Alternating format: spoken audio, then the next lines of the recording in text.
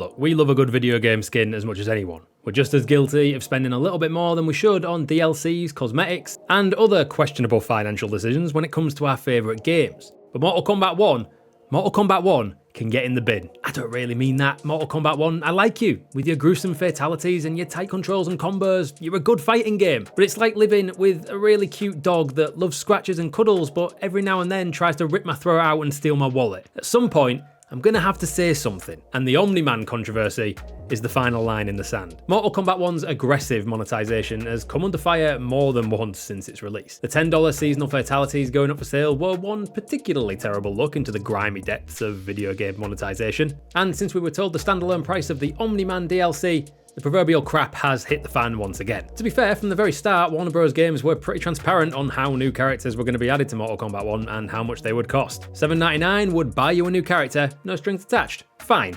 Well, arguably tricky to justify in a $70 game that's had a slightly sketchy launch, but fine. What makes it truly wild is that Omni-Man's price in Mortal Kombat 1 pales in comparison to the aforementioned $10 fatalities, something which frankly should never have been up for sale in the first place, and no matter how many times Warner Bros. Offers a set of free fatalities as make goods, it's never going to get rid of that bad taste in your mouth from spending money on something which is supposed to be a cornerstone of the series, especially if they cost more than an actual character that comes with their own suite of fatalities to dole out on your opponents. The full Omni-Man character is also currently going for cheaper than most of Mortal Kombat 1's highest priced skins. Last week, Warner Bros. Games released the classic Deadly Alliance skin for Li Mei, which costs the equivalent of $10.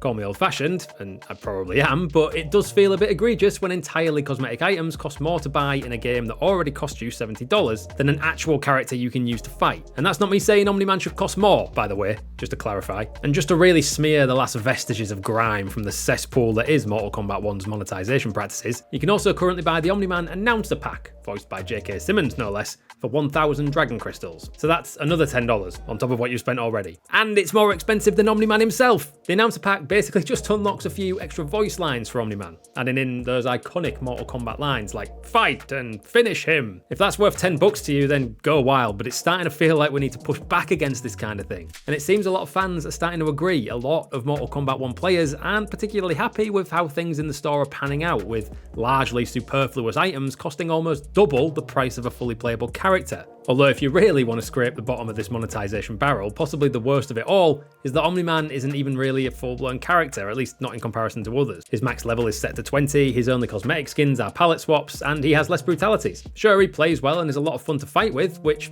really is the only thing that should matter, but when your game revolves around selling this stuff, it might help if you made sure every character was on an equal footing. I'm just saying. And look, I get it. If you don't like it, you don't have to buy it. But monetization in games has only been getting more and more on the nose in the last decade, and Mortal Kombat 1's is so on the nose, it might as well break it. Thanks for watching. Are we getting upset over nothing, or do you think Mortal Kombat 1's monetization needs a rethink too? Let us know down in the comments, and while we've got you here at GG Recon, check out these videos here.